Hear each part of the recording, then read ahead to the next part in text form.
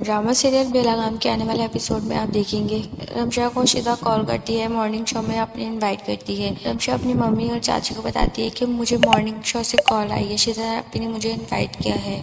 Mummy कहती हैं कि तुम तो पागल हो चुकी हो।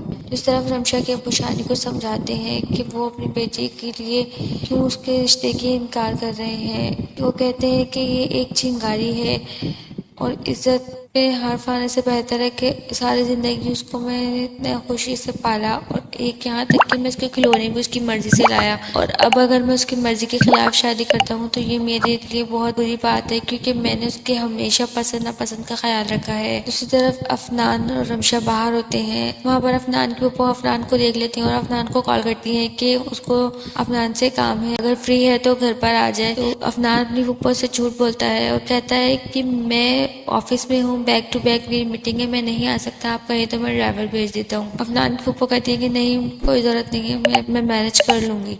तो दोस्तों, आप सबको क्या लगता है, क्या अफनान और रमशा की हकीकत जानने के बाद अफनान की फूफो अफनान से अपनी बेटी का रिश्ता तय कर देंगी? कमेंट सेक्शन में अपनी कीमती राय का इजहार हमें ज़रूर कीजिएगा।